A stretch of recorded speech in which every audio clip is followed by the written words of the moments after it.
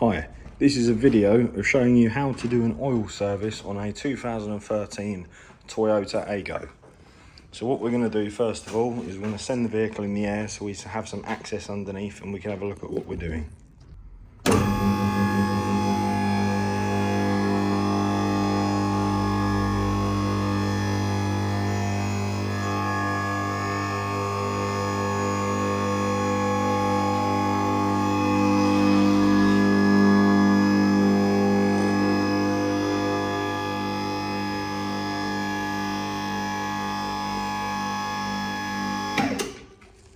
Right, now we have that in the air, we can now have a look underneath and we can show you what we will be changing today. So now the vehicle is in the air, we've got our oil, the oil filter and the air filter. Some of the tools we're going to have to use today. The sump plug, I believe, is a 14mm socket. We can use that on our 3/8 drive ratchet. For the oil filter, use a claw. These are really handy. As you tighten it up, that basically turns around and it will tension it. Always good to have a bit of tissue on the side. Let's put the oil in, and you've got some brake cleaner. And this is what we're going to catch the oil in. So as we get underneath, let's have a look. I'm doing this with one hand, so it might be a little bit difficult to show you everything. I've already nipped this off. Hopefully it should just come undone. This is where I get oil all over myself.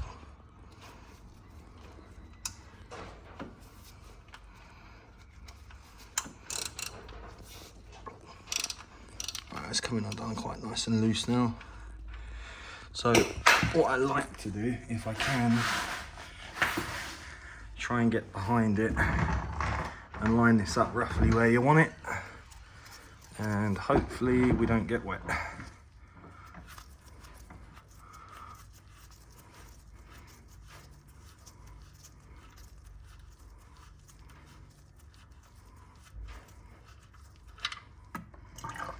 That's probably the cleanest I've ever done it, to be honest.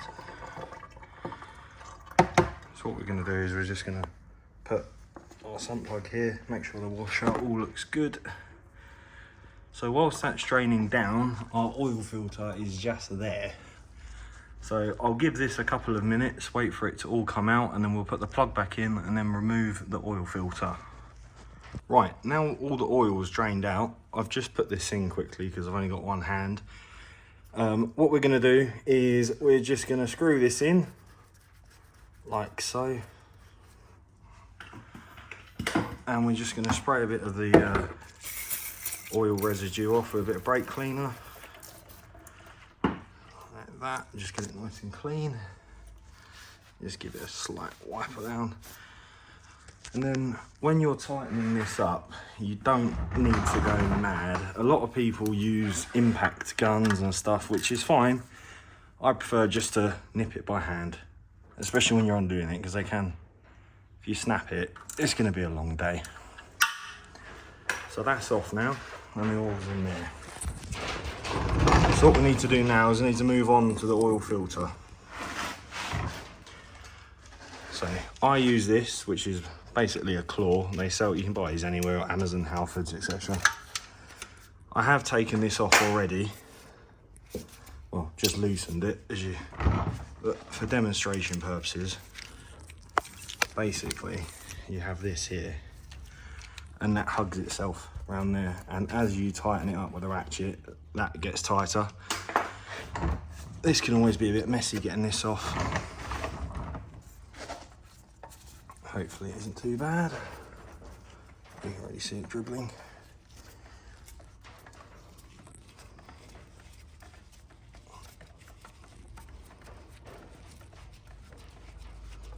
I'm sure there's a more efficient way to do this without getting oil everywhere.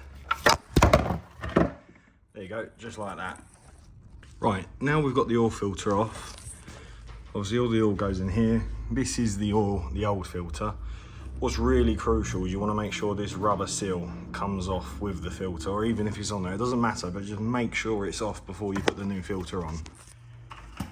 Because if there's two seals on there, you'll get a pretty big leak straight away coming out of here. Just give it a bit of a clean down with some brake cleaner, nothing crazy.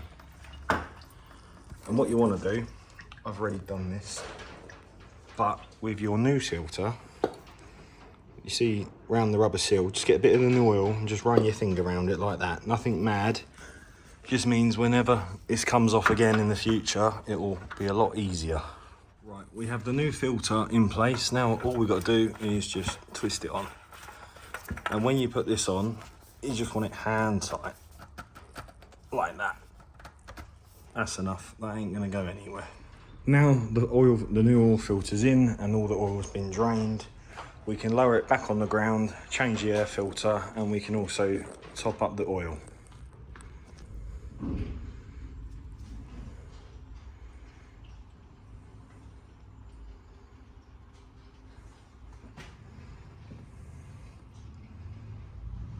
It's not completely on the ground, but it's where we can get to it easily. I'm quite tall, so being a bit higher up actually helps me not have a bad back doing this.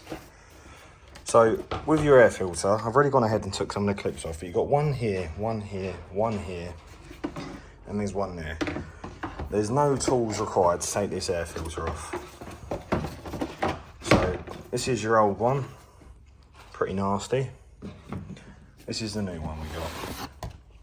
Always make sure this is nice and clear. If it's got any debris in it, just hoover it out. That goes like that. So that there corresponds with that there as well, and there's a little breather there. So what you want to do, this can be a little bit fiddly, just get that over the top, get your breather on there, get that on at the back, and then you basically just want to push down and just make sure around the back there that's down as well. And then you've got, I'll get to that one in a second. One clip, 2, 3, nearly 4. So your breather pipe's there, and then there's the big one at the back. I really cracked this off because it was really difficult to get off. Just want to take the dipstick out of the way. Specs on these are about 3 to 3.1 litres of oil they take. So we will fill it up to about 2.8 and start measuring. To use this jug makes everything easy and controllable. We're just going to fill this up to the 2 litre mark. This is the first 2 litres going in.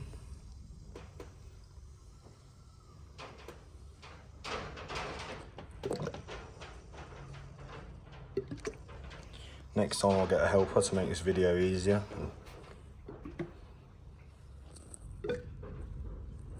So just about to put about another 800 in, then we'll start checking it properly. This is your dipstick, so the first pin, the ball at the front, is your minimum, that's your maximum.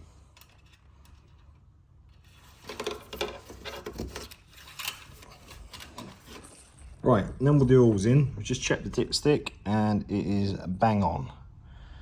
So at the top there on the maximum, so you can't ask much more than that. What we're going to do now is put that back in, screw this down if it wants to. There you go. Also with these dipsticks, a lot of people think you have to measure them like that to make sure it's all the way in, or you won't get a correct reading. These don't take a lot of oil, so it's quite, quite easy. People think they've either got too much or too little in them. Best thing I do is always start with 2 litres, get to about 2.5, and then keep going from there. And once you're happy where you are, stop. The other thing you might want to check is your coolant is here. There is a minimum and a maximum. I think this one's slightly below the minimum, so we'll top that up. You've got your washer fluid here as well, and then there's your battery, and then you've got your brake fluid at the back. So what we're going to do now is lower it down completely, start it up, and then check the oil again in about 5 minutes, and then we should all be good.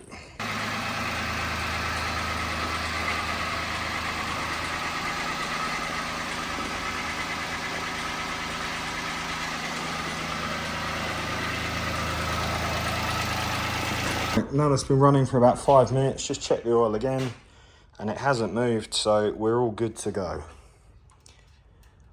This vehicle will also be having a new tyre, and I think it's having a bit of underselling at the back.